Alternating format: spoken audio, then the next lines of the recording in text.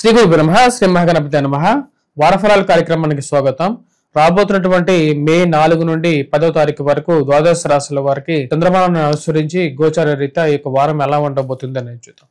ఈ వారంలో ముఖ్యంగా మన గ్రహస్థితి రీత్యా మనం గమనించినట్లయితే ఏదైతే షష్టగ్రహ కూటమి జరిగిందో ఆ యొక్క షష్టగ్రహ కూటమిలో ఉన్నటువంటి పంచగ్రహాలు అయినటువంటి రాహువు, శుక్రుడు, బుధుడు మరియు శని, దాంతోపాటు ఇక పంచగ్రహాల్లో బుధుడు యొక్క మార్పు అనేది మే 7వ తారీఖున జరగబోతున్నది.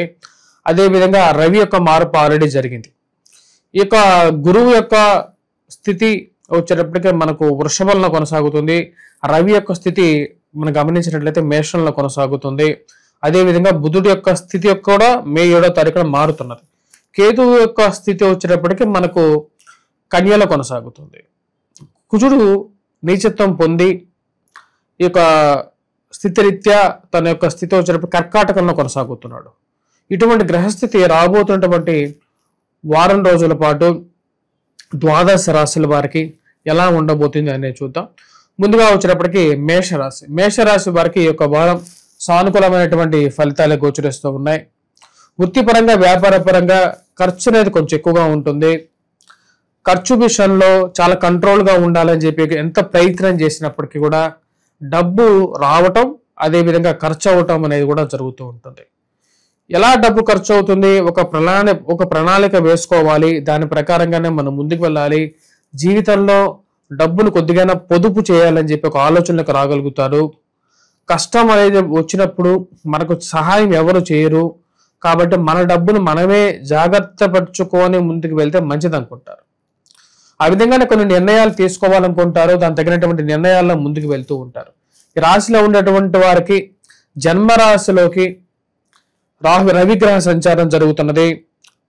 కోపం అనేది కొంచెం ఎక్కువగా ఉండటం అనేది జరుగుతుంది.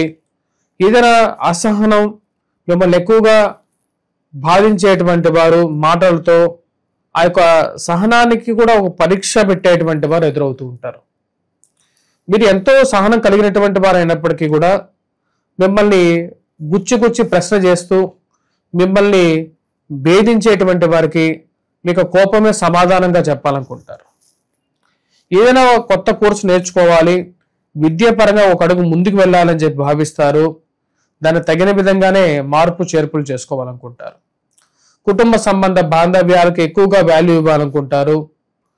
కుటుంబంతో గడిపితే కొంచెం ప్రశాంతత, ఈ ఉన్నటువంటి వర్క్ లైఫ్ బ్యాలెన్స్లో ఉద్యోగపరంగా ఉన్నటువంటి ప్రెజర్ నుంచి కొంచెం రిలీఫ్ అనేది పొందగలుగుతాను అనుకుంటారు.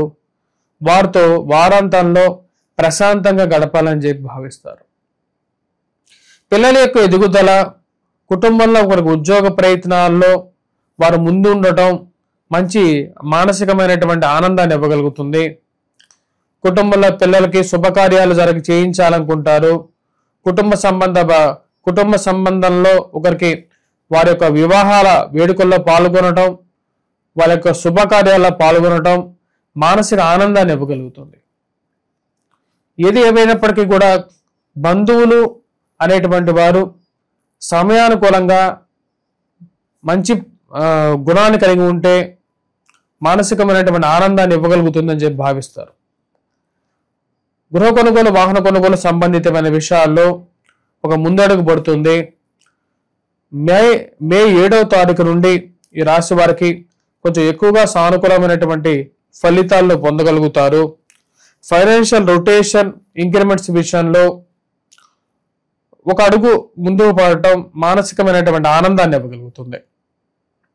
ఈ రాశిలో ఉండేటువంటి వారికి ముఖ్యంగా ఆరోగ్యపరంగా వయోవృద్ధులు కొన్ని జాగ్రత్తలు అనేవి తీసుకోవాలి. వేడి, శరీరంలో అధికమైనటువంటి వేడి, ఆరోగ్యపరంగా జాగ్రత్తల విషయంలో, వాడేటువంటి మందుల విషయంలో ఎక్కువగా తర్జన పడుతూ ఉంటారు.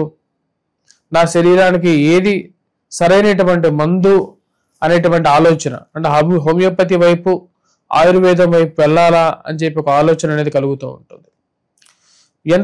కొంతమందికి జీవితంలో మీరు ఎంత సహాయం చేసినప్పటికీ కూడా వారి జీవితంలో కృతజ్ఞత అనేది ఉండదు. ఆ కృతజ్ఞత లేనటువంటి వారిని దూరం పెట్టాలని చెప్పి నిర్ణయించుకుంటారు.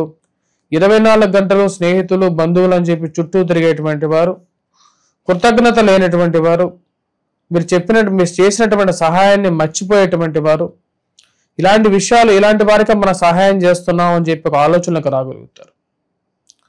రాజకీయంగా ఎదగడానికి మీరు ప్రయత్నాలు ఆరంభించాలనుకుంటారు.